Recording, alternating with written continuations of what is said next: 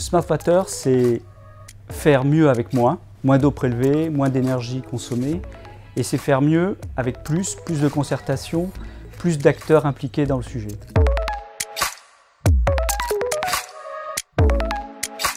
Le numérique dans l'environnement, comme partout ailleurs, c'est la capacité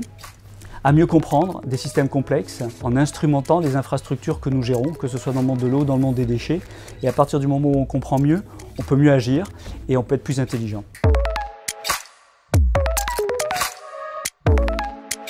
Les enjeux sont colossaux en fait, c'est les enjeux que connaît la planète aujourd'hui, donc l'urbanisation, le réchauffement climatique,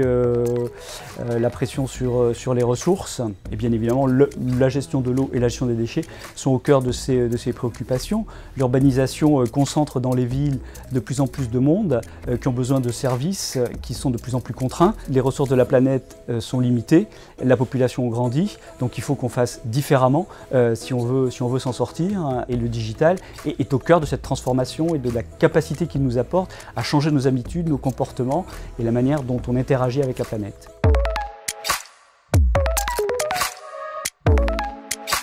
Pour améliorer la performance des services, le digital offre beaucoup de possibilités. Dans le monde de l'eau, par exemple, la capacité à installer des capteurs sur les réseaux d'eau ou sur les réseaux de collecte des eaux usées permet d'améliorer les rendements de réseau, parce qu'on est capable de calculer en instantané la différence entre l'eau produite et l'eau distribuée, et donc d'éviter la pression sur la ressource en eau.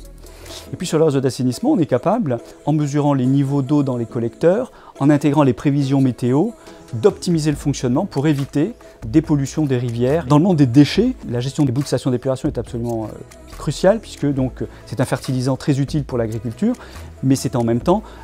puisque c'est pour l'agriculture, un flux de matière qui doit être tracé de manière très précise. Et bien aujourd'hui, la blockchain nous permet d'avoir cette capacité à suivre, tracer et à partager avec l'ensemble des acteurs comment sont gérées ces boues entre la station d'épuration et leur épandage dans les champs pour l'agriculture.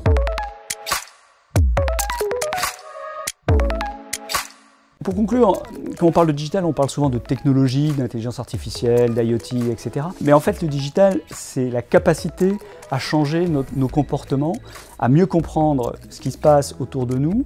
et à avoir les clés pour adapter nos comportements aux résultats que l'on veut obtenir. Et à partir du moment où on a pris conscience du fait que l'environnement était central et clé, eh bien le digital est un outil qui va nous permettre d'atteindre les objectifs environnementaux que nous nous fixons collectivement pour améliorer le sort de notre planète.